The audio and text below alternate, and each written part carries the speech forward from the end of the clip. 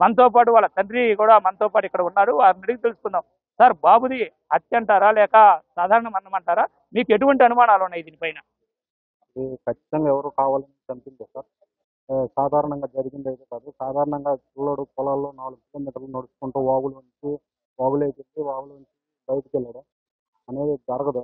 అందులోనూ ఆ రోజు వర్షం పడింది. అక్కడి నుంచి ఎక్కడికెళ్ళినా కూడా ఫుట్ మార్క్ ఉండిపోతాయి. ఒక్క చోట కూడా ఒక చిన్న ఇప్పుడు నడిచినట్టుగా ఒక ఫుట్ మార్క్ కూడా లేదు. ఖచ్చితంగా ఎవరో తీసుకెళ్లారు కావాలని. అయితే మీకు ఎవరి మీదన్నా అనుమానాలు ఉన్నాయా సార్? ఇలా చేయొచ్చు, మాకు ఇటువంటి శత్రువులు ఉన్నారా, అలా వాళ్ళు అయ్యుండొచ్చు, లేదా ఇంకెవరైనా అయ్యుండొచ్చు అనేటువంటి అనుమానాలు మీకు ఏమైనా ఉన్నాయా? ఎవరో అయితే చేశారు కానీ వాళ్ళు ఎవరు చేశారని. అయితే మీకు ఇది ఖచ్చితంగా ముమ్మాటికి హత్యే అని చెప్పడానికి మీ దగ్గర ఉన్నటువంటి ప్రధాన అనుమానాలు, మీకు కలిగిస్తున్నటువంటి ఇది హత్య అంటానికి నిర్ధారణగా చెప్పడానికి కలిగినటువంటి డౌట్స్ ఏమేమి ఉన్నాయి? బాబు ఊరి నుంచి దాదాపు 4 కిలోమీటర్లు పొలంలో నడుచుకుంటూ వెళ్ళాలి. అయితే ఒక పెద్ద వాగులో నుంచి వాగులోకి లోపలికి వెళ్ళాడు. అక్కడ చూడు చెప్పులనేవి పక్కన ఒక చోట తీసి పెట్టినట్టు ఉంది. ఆ వాగులో నుంచి మళ్ళీ బయటకు రావడం అనేది ఒక 2.5, 3 సంవత్సరాల అబ్బాయి బాబుకు అసాధ్యం. అక్కడి నుంచి తిప్పుకుంటా రాలేడు. లోపలికి వెళ్ళలేడు. ఒకవేళ జారి పడిపోయాడు అనుకున్నా కూడా పైకి రావడానికి లేదు.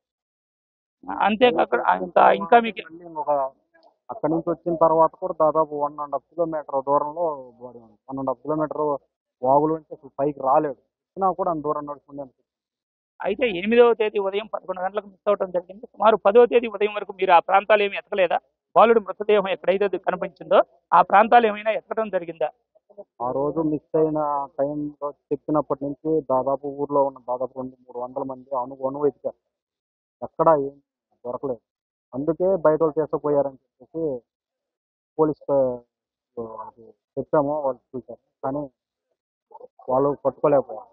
అయితే మృతదేహం దొరికిన ప్రాంతం ఉంది కదా, ఆ ప్రాంతానికి మీరు ముందుగా వెళ్ళలేదా? మృతదేహం దొరికిన ప్రాంతానికి ఆ రోజు దొరకడానికి తర్వాత రోజు ఆ ముందు రోజు కూడా పొలంలో అక్కడ ఏరుకుంటా ఉన్నారు సార్. మంచిగా పొలం ఓనర్స్ ఉంటారు కదా, ఇలా 2 రోజులు అక్కడ పనిచేస్తున్నారు. ఆ రోజు దొరకడానికి ముందు రోజు సాయంత్రం వరకు కూడా అక్కడ పనిచేశారు. ఆ తర్వాత రోజు మార్నింగ్ వచ్చినప్పుడు వాళ్ళకి కనపడింది. అయితే ఇప్పుడు మీరు దాన్ని ఏ విధంగా భావిస్తారంటే ఎక్కడైనా చంపి తీసుకొచ్చి అక్కడ పడేసి ఉంటారంటారా, లేక గ్రామస్తులా, లేక బయట వారా, మీరు ఎవరిని అనుమానిస్తున్నారు?